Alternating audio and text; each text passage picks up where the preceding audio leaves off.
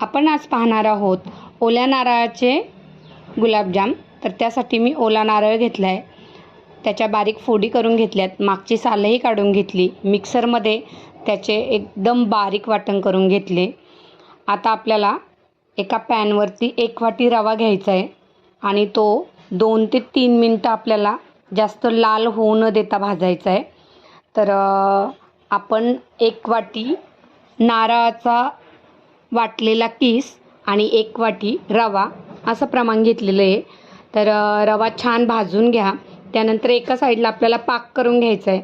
त्यासाठी मी 1 वाटी साखर आणि 1 वाटी पाणी असं प्रमाण करून एका पॅनवरती पाक करायला ठेवलं आहे आणि एकीकडे मी गुलाबजाम करत आहे। तर खूप सोपी रेसिपी आहे। तर पटकन आपल्याला याचं पहिलं पीठ तयार करून घ्यायचं आहे। रवा भाजून झाला की त्यामध्ये आपल्याला दूध घालायचं आहे आणि थोडंसं चवीपुरतं मीठ, 1 चमचा साखर आणि 1 चमचा तूप असं घालून हे चांगलं मिक्स करून घ्यायचं आहे। याच्या गुठळ्या होऊन नाही द्यायच्या आणि एकदम मऊसूद होईल असं हे आपल्याला थोडंसं शिजून घ्यायचं आहे। त्यानंतर आता आपल्याला हे एका भांड्यात घ्यायचं आहे। एकीकडे आपला पाकही आता तयार झालेला आहे। मी इकडचा गॅस बंद करते आणि आता आपण जे रव्याचं मिश्रण केलं आहे ते आता एका भांड्यात घेऊन आपल्याला ते छान मळून घ्यायचं आहे। जसं आपण एखादं पिठाचा गोळा मळतो त्याप्रमाणे आपल्याला ते मऊ करून घ्यायचं आहे।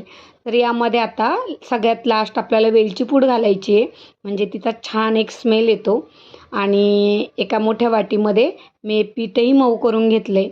आता आपल्याला हव्या त्या आकाराचे आपण लंबाकृती किंवा गोल असे गोळे करून घ्यायचे आहेत। तर यासाठी मी एकसारख्या मापाचे आधी भाग करून घेतले आणि त्यानंतर मी काही गोळे लंबाकृती व काही गोळे गोल असे दोन्हीही आकाराचे मी गोळे केलेत तुम्हाला दाखवण्यासाठी। पाहू शकता ही लंबाकृती आहेत आणि हे गोल आहेत। आता मी हे दोन्ही तळून घेतलेत। तळतानाही तुम्हाला तेल किंवा तूप जे वापरायचं आहे ते तुमच्यावर डिपेंड आहे। तर मी घेतला आहे तूप। तर तुपात मी छान हे फ्राय करून काढले। फ्राय करताना छान असा त्या ओल्या नारळाचा सुगंध येतो। तर आपले हे तळून रेडी आहेत। आता यावर आपण बनवलेला पाक घालायचा आहे आणि 2-3 तास मुरत ठेवून हे आपल्याला खायला घ्यायचं आहे। खूप छान आणि वेगळी रेसिपी आहे, नक्की ट्राय करून पहा। व्हिडिओ आवडला असेल तर लाईक करा, शेअर करा, सबस्क्राईब करा। Bye bye.